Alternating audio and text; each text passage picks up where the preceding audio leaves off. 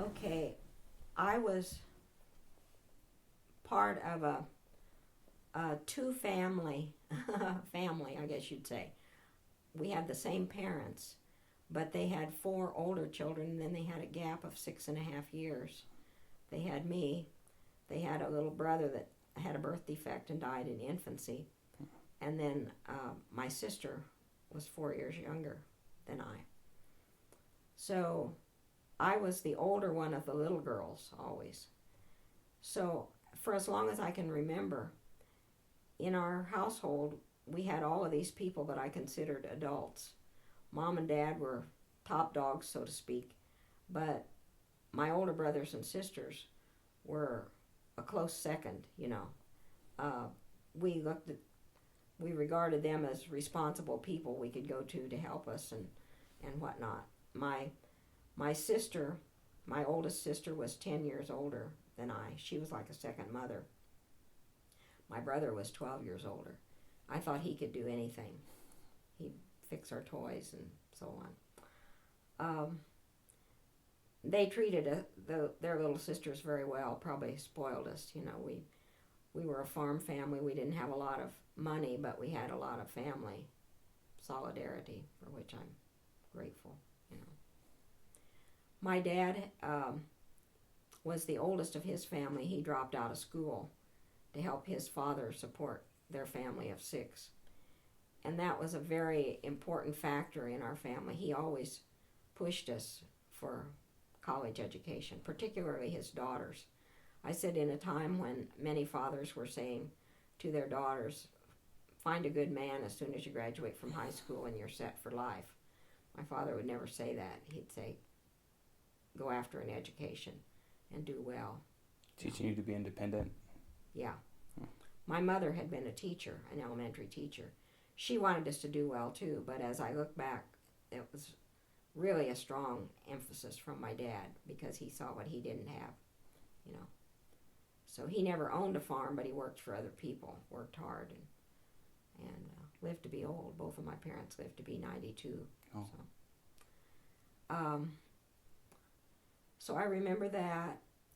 Also, lose the baby that was the baby boy that was younger than I that died was about 3 months old when he died. He was in the University of Iowa hospital. Yeah, I grew up in East Central Iowa, by the way. And he was in the hospital most of his life.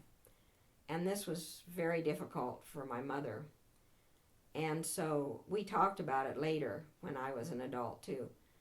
She kept me a baby longer, for comfort, because she missed him. So I had a difficult time starting to school. I'd get sick. My dad would come and pick me up. Then my temperature would go down and I'd be fine when I was at home. So finally I got over that when I got into first grade. The teacher got me turned on to reading and I didn't want to miss school. So I got that resolved. But that I'm sure had been psychology. You just about need a graduate degree, at least a master's degree, unless you want to teach psychology.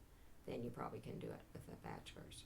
But that's another story. But I had a great career in psychology. I loved it. Okay, what else do I? About how you were your ornery baby, easygoing baby, do you know? Yeah, I heard some stories. I was born at home about 4 o'clock in the afternoon, about the time school was out. My older siblings went to country school. My brother always observed everything, and he saw the doctor's car go by the school, so he knew something was going on. So the kids got home just after I was born, but my mother said I was a very easy baby. That first night I slept pretty well, and my dad and my grandmother lived with us at that time. They took care of me and I was fine all night. I would spit up easy as a baby, so my sister, who was like the second mother, was always telling people that she'd burp me and I'd spit down her back pretty regularly. So I developed a reputation for that. I was timid, a timid, shy child. Didn't easily talk to new people. Wouldn't have thought of doing what my mother told me not to do.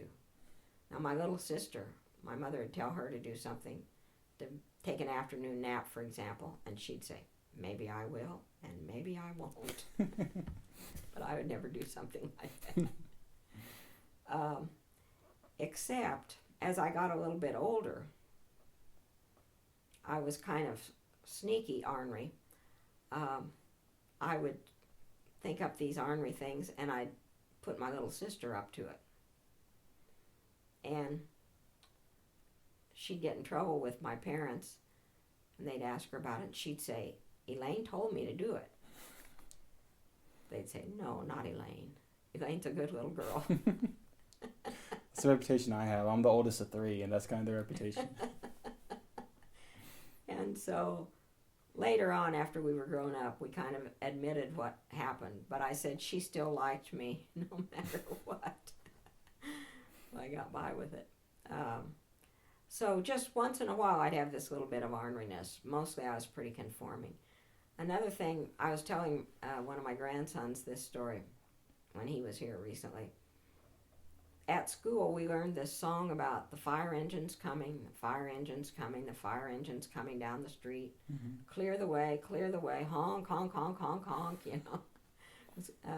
And you'd sing it. And I decided that I wanted to use that song when it was time to say the blessing for the meal. Mm-hmm. And I thought, no, I won't ask Mom and Dad if I can do it. They'll tell me no. I'll just do it.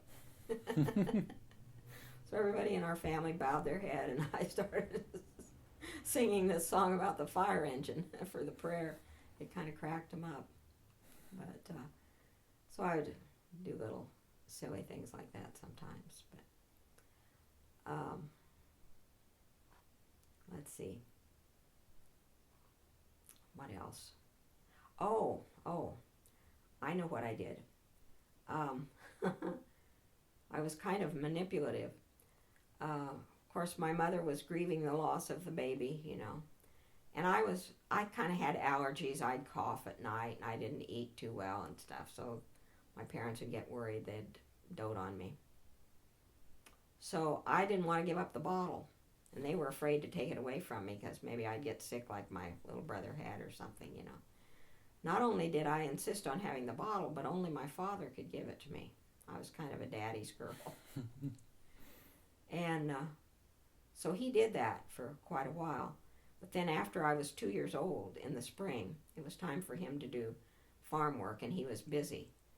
And he said he decided that was foolishness. I didn't need the bottle from him before he went to work. So he just quit. And I did fine. You say you grew up in central Iowa? East Central Iowa. What, Tipton. Tipton? What do you remember about Tipton? Like, do you have any fond memories of that? Yeah. I went to the same school building from kindergarten through high school. A big brick building in Tipton. At that time, and I suppose it still is true, that county was the most productive county in the state of Iowa when it came to corn. Very, very rich soil. The people had, I mean, I don't mean they were all millionaires, but they were comfortable. They could build a great big school building. They valued education. The farmers would retire in Tipton, which was the county seat, and build big homes there. I think Tipton had 3,000 and some people in it. It was the largest town in the county. The school was very efficiently operated. When one of my grandsons was in junior high and was asked to he was asked to interview his grandparents about their junior high experience. Mm-hmm. My experience was very similar to his today in Topeka. Yeah. Because we had, like in junior high, we had different classes and different teachers, almost like a mini high school. Mm-hmm. And the farmers would go to town on Saturday night to do their shopping and to see other people. And we had